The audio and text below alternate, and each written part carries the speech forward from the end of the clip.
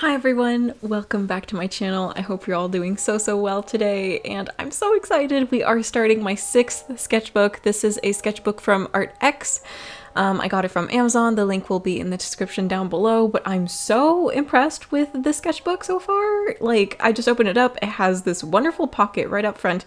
It has this really nice like fabric binding. And like the green color is super pretty, and the paper is like seems super high quality. It's like really nice and thick. Like, look at that.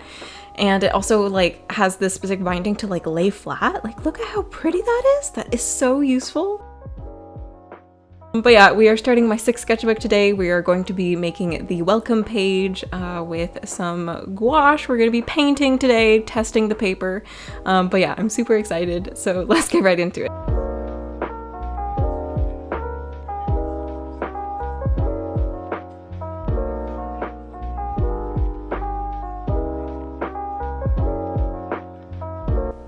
So for starters, I had the main inspiration of like this little quick mini tutorial video that I found on Pinterest, and I thought that this looks super easy. I would love to do this. This is like so pretty. I want to do this.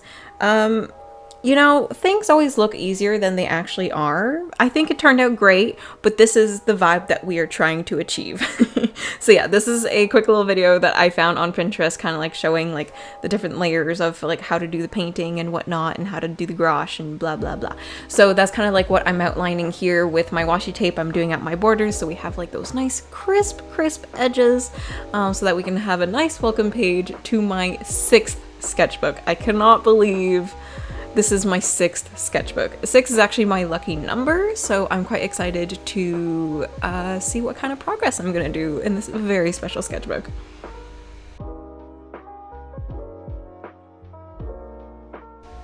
So based on the video tutorial that I saw, I pretty much like tried to color match exactly the same colors as in the video. So I stuck with that same dark background, and then the little forget-me-nots on top with the varying different blues for, like, you know, the darker for the ones that are deeper in the background for the depth, and then the lighter ones for the front. So here I am kind of like mixing my colors and basically just taking it like straight up from that darker blue color that there is like within that Himi gouache palette, which by the way will also be linked in the description down below. This is also from Amazon. Highly recommend. I love these. These are really great. There's really like not much prep you have to do for these. You just kind of like open up the set, spray it with water, let it sit for a couple minutes as you're setting up, and then they're like pretty much ready to go. So I think it's super fun, and it's not like you're dealing with a bunch of paint tubes and then having to throw away paint because you took out too much and blah blah blah. So I really love this gouache set. I think it's a really great little set. Anyways, I did the background color in that dark blue. There are a lot of pausing moments throughout this video because I take my sketchbook, take it to the bathroom, and use my hair dryer. How often do I use my hair dryer for my actual hair? That's a great question. Maybe twice a year, but for paint, oh, multiple times. The only reason why I have a hair dryer is for painting. I think a lot of artists can relate. But yeah, using the hairdryer trick definitely saved me a lot of waiting time, especially because, you know, I don't necessarily want to be spending all day on this, just like, you know, an hour or two. So that saved me a lot of time, and I was able to do a lot more progress a lot faster. But anyways, here I am starting the furthest backward little flowers. So I start like relatively dark, very close to the background, but just enough to like pop out. And I'm just kind of like figuring out like what type of shapes I want to be doing and stuff. And I did not have the tutorial up as I was doing this. I just wanted to remember kind of like the steps that the person did, but not necessarily copy it word for word. I still wanted it to like be from my mind and not, you know, be too hyper focused on recreating exactly what I saw. And I think this turned out actually really great, and I was able to kind of like modify like the shape of the little flowers and do like little forget-me-nots, but in, you know, my type of style. And I'm still very new to painting, so learning how hard to be pushing with the brush to really control my strokes, and, you know, getting through the hand cramps of doing all of that all at once is definitely a learning curve. But I think I'm getting there. I think I'm getting there, and I think I made a lot of progress today on just like focusing and learning how to like how hard I need to push and whatever to like really get like the swoop that I need. You know, I'm using very technical professional terms here. But yeah, I think I learned a lot, but the most important thing, I had a lot of fun doing this. One thing I was like hugely pleasantly surprised by was how well the paper took in the paint. A lot of the time with my gouaches, I do put quite a bit of water sometimes in order to have like a lighter wash, especially if I'm trying to do like, you know, outlining work, I guess, especially with how thick the paint I put for like the background and stuff. But the paper like warped extremely like minimally while it was wet, and then flattened out immediately like as soon as it was dry, which absolutely blows my mind, because when I used to do like a lot of watercolor or like acrylic painting back, you know, when I was like 5 years old on printer paper, that stuff would, you know, get crinkly real quick. And a lot of my past sketchbooks have had a little bit of like a thinner paper and not, you know, great with paint either. So I was very pleasantly surprised on how well this paper took the paint, as well as, you know, being able to put like washi tape on it without it ripping the paper as well, especially because it's like a little bit textured. Usually textured paper with washi tape doesn't, you know, mesh too great because it like would rip off some of the paper as well, but I did not experience that. And anyways, I'm very pleasantly surprised at how well this paper took the painting, and I'm like so excited to paint more because of it. So it's a win-win. Highly recommend. And by the time I am recording this, I have used pencil crayons to kind of sketch in it, and it's worked very well. And I have also used my Ohuhu alcohol markers in it, and again, very pleasantly surprised at how well this paper takes the marker and like very barely like even ghosts through the paper, which is absolutely mind-blowing to me, because even marker paper like shows through like ghosting and bleeding on the other side, but I've had like very minimal of that in this sketchbook with a thicker paper. My last sketchbook was even quite literally like a marker paper Ohuhu sketchbook, which was really great, really loved it, which by the way, go watch my last video where we did a little sketchbook flip through.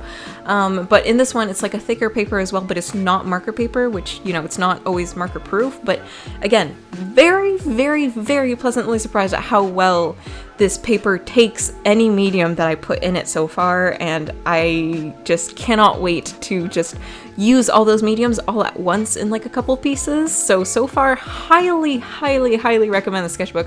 It's really good, really great, and also very affordable, which is obviously always a plus.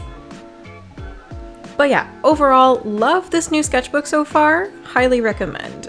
But let's get back to my little flowers. I'm pretty much finishing up now. I'm adding a little bit of like some leaves here and there, which I still need to kind of like practice how I do them. But I also added like the little pollen centers of the flowers, and I think there's a really great depth to this piece, and I'm pretty proud of myself for doing something that I've never done before. And also, obviously, the satisfying washi tape peel of those nice crisp edges, which is exactly what I wanted. It's a nice little framed piece as a welcome page.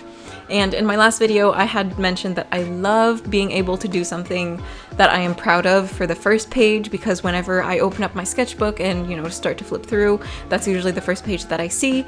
And whenever I see something that I've like done well, I find that super motivating. So I'm like, oh my God, I did something good. That means I can do something good again.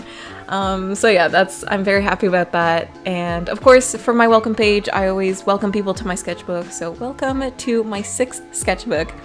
I did with some calligraphy, and that's pretty much it. That part could have been better, but I wanted the main focus to be on the flowers.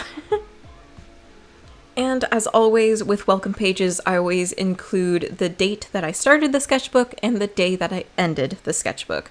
So I'm very excited to see how long the sketchbook is going to last me. I've been in a very, very, very creative mood this year.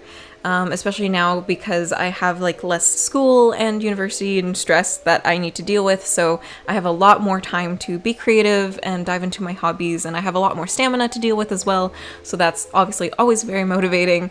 So I'm excited to see if I will be able to also finish the sketchbook under a year like I did for my last one. I will try and aim to do that, but if not, that's okay. But yeah, I'm pretty excited to see what I get to create in this one. And this is a little bonus whenever I have a lot of like extra paint from doing a project, because I am terrible at, you know, managing how much paint I am taking and how much paint I need for a piece. I usually always take the extra paint and just like slap it into the sketchbook and just like do a whole page of just that extra paint, and then I let it dry, and then later on I go on top of it with like either some alcohol markers or Sharpie or whatever, and just like doodle the heck out of it to just like, you know, loosen up my wrist. And that's how I do like some warm-ups before I go and really start drawing. So, and it's also just like a nice colorful page within the sketchbook that I fill up with doodles, and it's just like, you know, it takes up space in the sketchbook but is also a beneficial exercise to, you know, being more loose and free with what stuff I do in my sketchbook too. But yeah, apart from the Blue Abyss Part 2, here is the little painting that we did today, which I'm very happy with. These cute little forget-me-nots welcoming you to my very, very special 6th sketchbook. And I really can't wait to see what we do in it. And yeah, thank you guys so much for joining me today. I hope you enjoyed, and I can't wait to make more painting videos, more art videos super, super soon.